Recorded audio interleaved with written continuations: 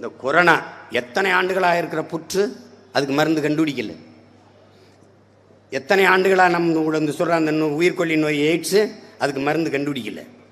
அதை விட கேவலம் சளி காய்ச்சலாக இருந்துச்சு, எனக்கு மழையில் நனைஞ்சிட்டேன், அதுக்கு ஏதாவது மருந்து விடனா அதுவாக இருந்துட்டு போயிருங்க, அதுக்கு மருந்து கிடையாதுங்கன்ட்டான். சிரிக்காத உண்மையிலேயே சொன்னாங்க.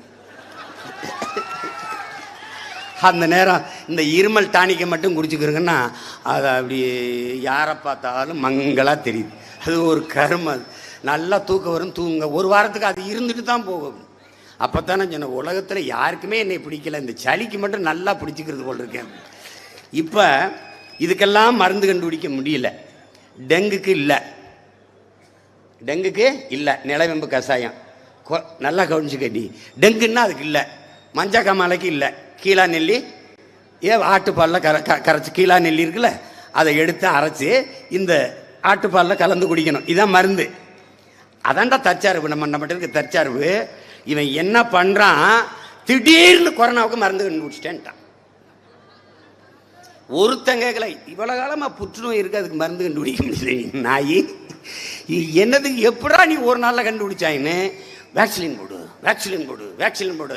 போடாத ஒரு சிங்கம் இதுவரை நிற்கிறேன் பார்த்தியா, போடவே இல்லை.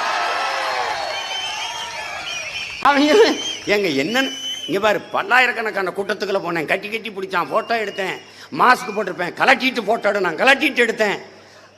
அந்த நேரம் திருவொற்றியூரில் தேர்தல் வேற, என்னென்னமா பண்ணான். நோ, அவனுக்கு தெரியுது ஒரு டெரர் பீஸு. இவன் நம்மளை விட கொடிய வைரஸ், இவனை நெருங்க முடியாதது கிளம்பிட்டுது. அதான் கதை. ஒன்னே ஒன்று கேட்டேன், போட்டா வருமா வராதா, திருப்பி வரும், அப்போ என்ன இதுக்கு நான் போடணும்னு போயிட்டு. அது சும்மா உலகம் முழுமைக்கும் பல லட்சக்கணக்கான கோடிகள் வியாபாரத்தை பார்த்துட்டு முடிச்சிட்டான். உனக்கு தெரியுதுன்னு நினைக்கிறேன். அதான் வர்த்தக உலகம், அதான் சந்தை. சந்தை பொருளாதாரத்தை ஏற்றுக்கொண்ட நாட்டில், உலகத்தில் நீ ஒரு உயிர் அல்ல, நீனும் ஒரு பண்டம்.